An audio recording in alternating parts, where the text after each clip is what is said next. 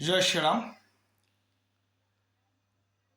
আজি যে এই অসমৰ শিৱসাগৰ জিলাত যিটো ঘটনা মই দেখিবলৈ পালোঁ, আজি বিষ্ণুজ্যোতিৰ আত্মা যে কান্দিছে, আজি ভূপেন হাজৰিকাৰ আত্মাও যে কান্দিছে।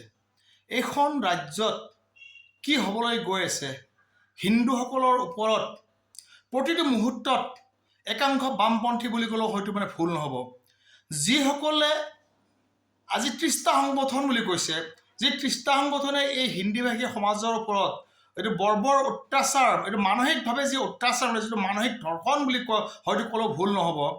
এইটো এটা অসমৰ ইতিহাসত কলা অধ্যায় হৈ ৰ'ব। আজি বিষ্ণুজ্যোতিৰ আত্মাই কান্দিছে। আজি বিষ্ণুপ্ৰসাদ ৰাভাদেৱে, আজি জ্যোতিপ্ৰসাদ আগৰৱালাই আজি যি অসমৰ কাৰণে ভাষা সভ্যতা সংস্কৃতিৰ যি সেই আপুৰুগীয়া সম্পদ যি গঢ়ি থৈ গ'ল, আজি তেওঁলোকৰ আত্মাই কান্দিছে। হয়তো তেওঁলোকে ভাবিছে, আমি কি কৰিলোঁ, আমি কি ভুল কৰিলোঁ, আমি কাৰ কাৰণে কাম কৰিলোঁ, আমি কি একত্ৰিত হ'লোঁ, আমি কি কৰিলোঁ। আজি বিষ্ণুজ্যোতিৰ আত্মাই কান্দিছে। আজি ভূপেন হাজৰিকাৰ আত্মাও কান্দিছে। হয়তো আজি ভূপেন হাজৰিকাৰ যদি জীৱিত হৈ থাকিলেহেঁতেন নহয়, আজি ভূপেন হাজৰিকাই ক'লে হয়, সৌ নীলাচ পাহাৰ, সৌ শুকান পাহাৰ যেনেকুৱা কৈছে নহয়, আজি ক'লে হয় সৌ শিৱসাগৰ বুলি নিশ্চয় আজি ক'লে হয়, কি হৈছে বুলি নিশ্চয় কিবা এটা গান তেওঁ ৰচনা কৰিলেহেঁতেন। দুৰ্ভাগ্যজনক, অসম আন্দোলনৰ সময়ৰ পৰাই হওক বা সংযুক্ত মুক্তিবাহিনী আলফাৰ সেই দিনৰ পৰাই হওক, এই অসমত এই হিন্দীভাষীসকলৰ ওপৰত যি অত্যাচাৰ উৎপীড়ন চলি আছে, সেয়া অতি দুৰ্ভাগ্যজনক।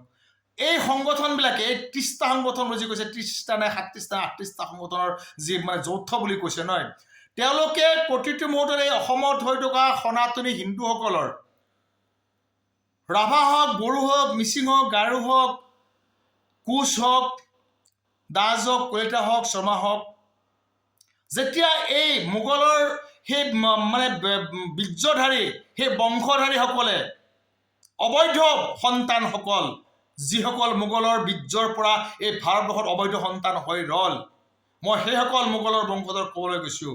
সকলো মুছলমানৰ কথা মই ক'বলৈ যোৱা নাই। ইয়াতে সকলো মুছলমান APJ আব্দুল কালাম নহয়।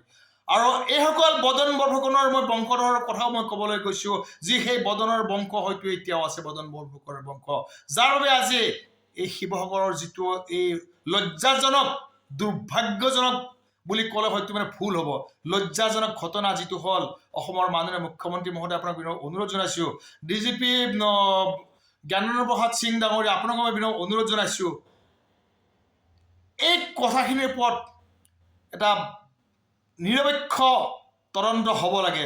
ইয়াৰ আঁৰত কোনে উচুতাই আছে এইসকলক, আৰু মই এই সম্পূৰ্ণ এই হিন্দীভাষী সমাজলৈ মই অনুৰোধ জনাম, কোনো ধৰণৰ চান্দা দিয়া বন্ধ কৰক। কোনো সংগঠনক এই চান্দাজীৱী, যিসকল চান্দাজীৱী সংগঠন মই কৈছোঁ, যিসকল চান্দাৰী তেওঁলোকৰ জীৱিকাৰ উৎস, সেইসকলক চান্দা দিয়া বন্ধ কৰক।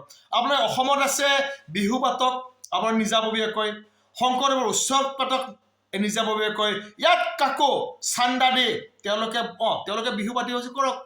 মই অসমৰ এজন থলুৱা অসমবাসী, অসমী ভাষী, অসমৰ কাৰণে মোৰ দেউতাৰ অৱদান আছে, আমাৰ পূৰ্বপুৰুষৰ অসমৰ কাৰণে অৱদান আছে। মই নিজেই লজ্জিত শিৱসাগৰ কাণ্ডৰ বাবে। মই যে দুখ পাইছোঁ, মই যে লজ্জা অনুভৱ কৰিছোঁ, কিহৰ কাৰণে আমি যাক বন্দে মাতৰম বুলি কওঁ, ভাৰত মাতা কি যাওঁ, মাতা কি জয় বুলি কওঁ, এই এগৰাকী মাতৃ, এগৰাকী ৮০-৯০ ঊৰ্ধৰ ব্যক্তিকো য'ত শৰাই লৈ আঁঠুকাৰি তেওঁলোকে ক্ষমা কৰিব দিলে ৰাজহুৱাভাৱে, সেয়া এটা লজ্জাজনক বিষয়। মুখ্যমন্ত্ৰী মহোদয়, আপোনাৰ শাসন কালত এইবিলাক কি হৈ গৈ আছে?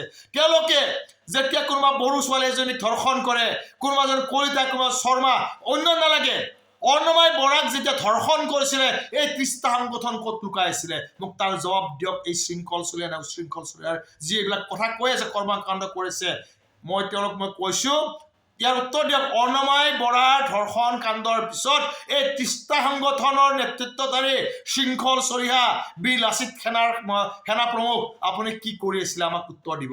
জয় শ্ৰীৰাম, জয় হিন্দু ৰাষ্ট্ৰ, জয় অসম।